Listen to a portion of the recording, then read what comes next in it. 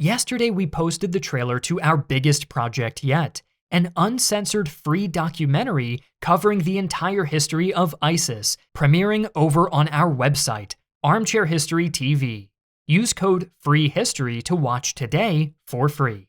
On December 27, 1979, Chairman Hafizullah Amin of Afghanistan celebrated.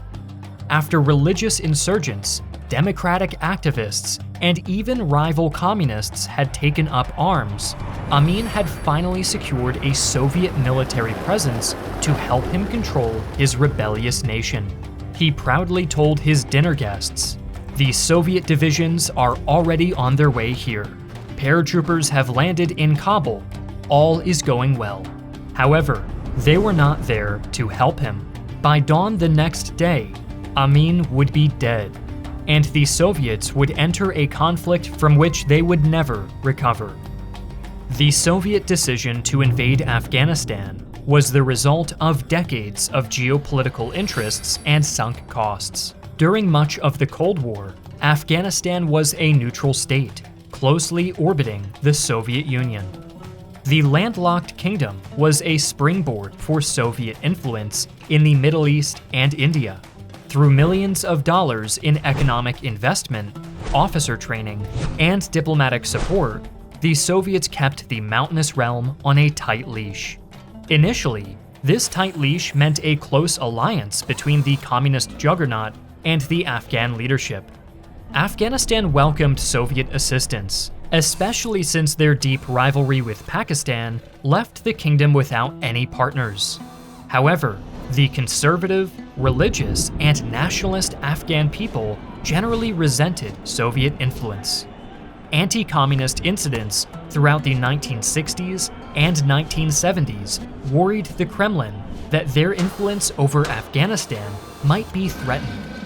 The 1970s were a turbulent time in Afghan politics. The monarchy was toppled in 1973 by Mohammad Daoud Khan, much to the Kremlin's approval. The Soviets expected him to be little more than a figurehead, while the Soviet-trained officers held the real power. However, Daoud proved more independent than expected. The Afghan president increasingly maintained an anti-communist, anti-Soviet dictatorship. His policies came to a head on April 26, 1978, after major demonstrations following the death of a prominent communist Afghan ideologue. Daoud imprisoned the communist opposition and planned to execute them. Hafizullah Amin, a prominent Afghan communist under house arrest, decided to act first. The morning after, communist revolutionaries stormed the presidential palace. After a fierce fight, they overwhelmed the presidential guard. Daoud was killed, and a new government under Nur Mohammad Taraki took over. While the role of the Soviet Union in the coup is debated, there is no question that the events were welcome by the Kremlin. Moscow recognized the new regime almost immediately. However, Soviet hopes for a secure and loyal Afghanistan would remain a pipe dream. Taraki embarked on a radical reconstruction of Afghan society. His regime decreased the role of Islam in society, pushed through controversial land reform, invited countless Soviet advisors, and terrorized the people into submission. His rule marked the start of a series of uprisings by various conservative Islamic clans. These would be united under the umbrella term Mujahideen, who used Afghanistan's inhospitable and mountainous terrain to wage highly effective guerrilla warfare. The situation would once again change radically when Taraki was assassinated by his second-in-command, Hafizullah Amin. Although he repeatedly professed his love and loyalty to the Kremlin, Moscow saw Amin as incapable at best and treacherous at worst. Within 2 months of his rise, the Politburo decided direct intervention was needed to secure Soviet interests in Afghanistan. The Politburo had been divided on actual military intervention. The KGB, however, was adamant Amin was a threat to Soviet interests. The plan was to replace Amin with their puppet, Babrak Karmal. To facilitate the transition, 80,000 soldiers, 1,800 tanks and 2,000 armored vehicles would enter Afghanistan. By December 17th, Leonid Brezhnev had signed the invasion decree. By the time of the invasion order, Soviet troops and operatives already permeated the Afghan army. Soviet advisors were everywhere in Afghan command. A month earlier, Soviet forces, disguised as Afghans, were incorporated into the Presidential Security Forces. Soviet regiments had also assured access to several key roads, notably the road between Kabul and Soviet territory. On the night of Christmas Eve, the Soviet 40th Army started its first incursion into Afghanistan. As soldiers crossed into the north of the country, Soviet technicians and advisors within the Afghan army sabotaged an organized Afghan response. 2 days later, the coup to overthrow Amin began. Codenamed Operation Storm 333, the goals were to take the Tajbeg Palace and kill Amin, occupy various key government buildings, and block the Afghan army from reinforcing Kabul. The Soviets dispatched 13 groups for these objectives, which were a mix of Spetsnaz, paratroopers, and Afghan collaborators. The Afghans had reinforced the palace. Earlier botched plans to poison Amin had put the defense on high alert. In total, the Afghans had around 2,500 forces present. Nonetheless, the defenses were quickly overwhelmed.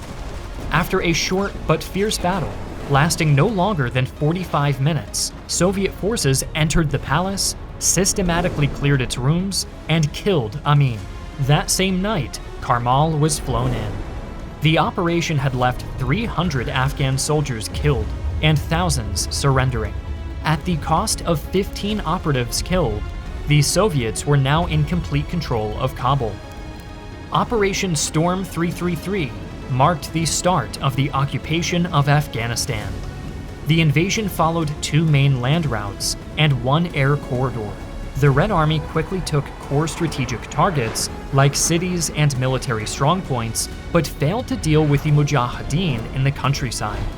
The Soviet army lacked a strategy to fight the guerrilla war, meaning the occupation quickly devolved into a pattern. The Soviets held the major cities, while the opposition held sway in the remote Afghan countryside. The Mujahideen resistance was one of several problems the Soviets faced in Afghanistan. While they expected to be hailed as liberators, the Soviets achieved little but to unite the Afghan people against them. Karmal's armed forces proved untrustworthy and inefficient, forcing the Soviet army to deal with mutinies and uprisings.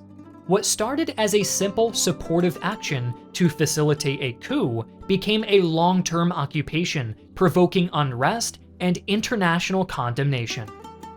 Content creation can be hard to streamline, especially animated content.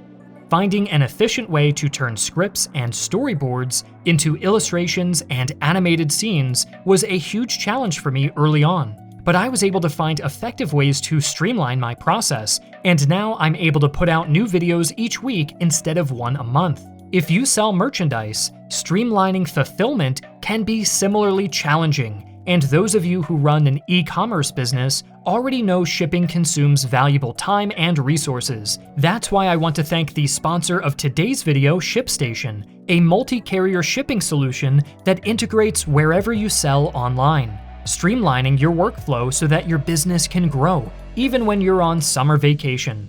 I'm especially impressed with ShipStation's easy-to-use dashboard, which makes managing orders, smooth label printing, reporting, and customer service a breeze, as well as the ability to effortlessly import orders everywhere merchandise is sold online with shipping configurations that are automatically applied. Scale your business, reduce warehouse costs, and save thousands on shipping through reliable enterprise solutions and discounts up to 89% off UPS, DHL Express, and USPS rates. Work less and ship more with ShipStation, the innovative tool that helps turn your shipping challenges into opportunities for growth. Go to shipstation.com/armchair to sign up for your free 60-day trial. That's shipstation.com/armchair. Internationally, Moscow stood alone. The United Nations overwhelmingly condemned the invasion. The United States imposed a trade embargo on various Soviet products, led by a boycott of the 1980 Olympic Games in Moscow, and stranded the SALT II Treaty in the Senate. China and many Arabic countries condemned the Soviet invasion, demanding the immediate withdrawal of Soviet troops. Opposition would not be limited to just words. The Afghan Mujahideen received military aid from several nations, including the United States, the United Kingdom, and especially Pakistan. By 1980, the failure of the Soviet plan was on full display. The cities and major roads were mostly under Soviet control, but about 85% of Afghanistan was controlled by the guerrilla fighters of the Mujahideen. The attacks in the mountainous Afghan hinterlands failed to yield any results. The Soviets increasingly played a defensive role, brutally suppressing anti-Soviet activity in the areas under their control. The Red Army and their Afghan allies violently quashed protests like the Three Hoot uprising in February 1980 and the student demonstrations 2 months later, killing around 800 and arresting up to 7,000 people. Adding to Soviet pressure was the Mujahideen, who constantly disrupted the supply lines into the Soviet-controlled cities. The Kremlin hoped these challenges would be answered by Karmal's troops, who constantly proved completely incapable of dealing with the situation. This forced the Soviets to commit yet more troops and resources, especially to secure the road between Kabul and the Soviet border. This road went by the Panjshir Valley, where warlord Ahmad Shah Massoud permanently threatened Red Army logistics.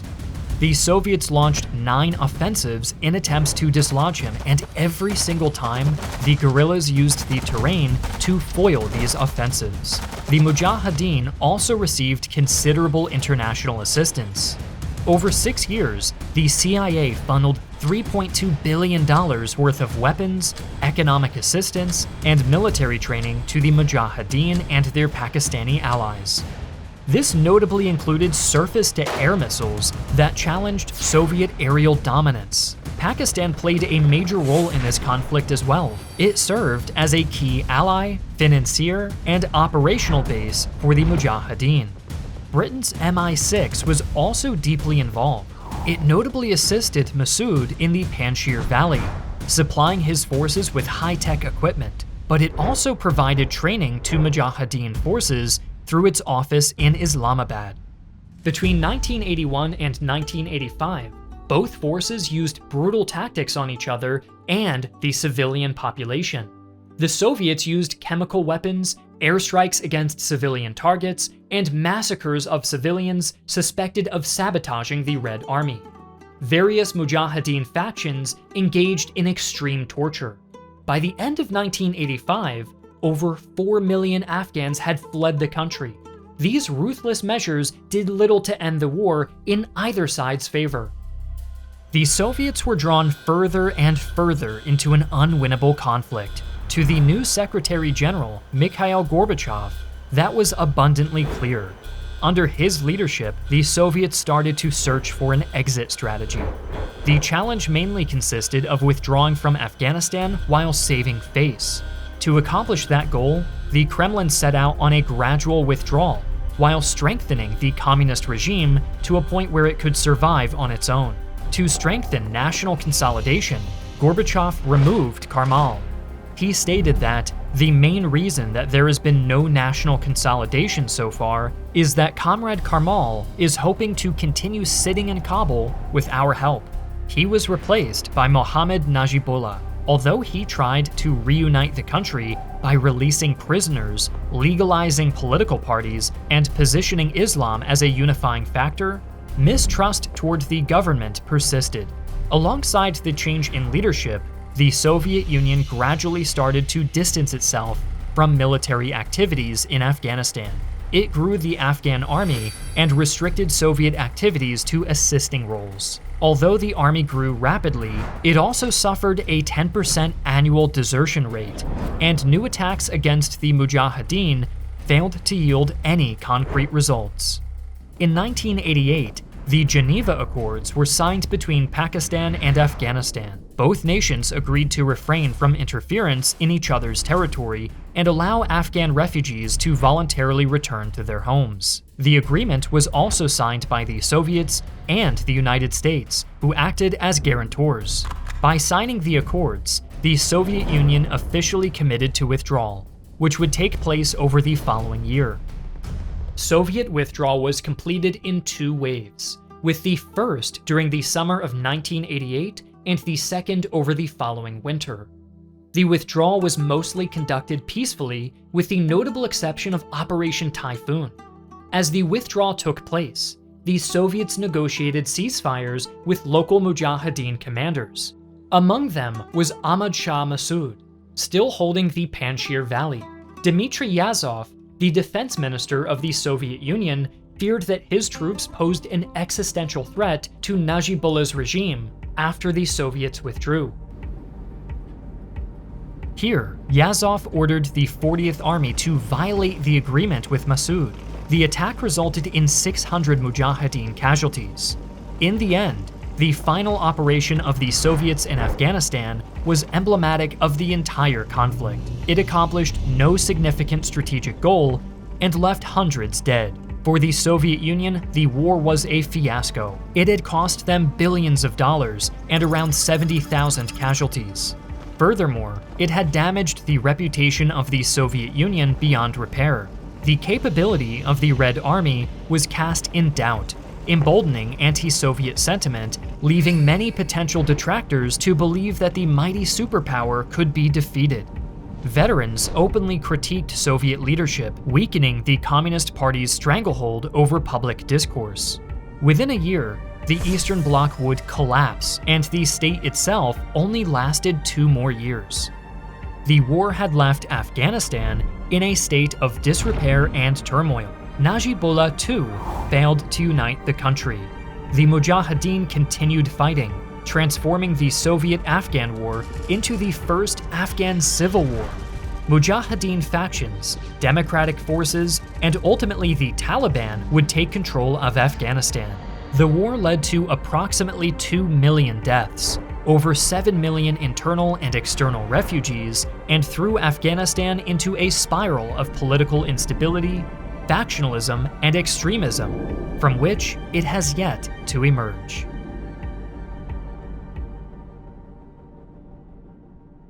Don't forget to check out our new uncensored documentary on the history of ISIS over on Armchair History TV.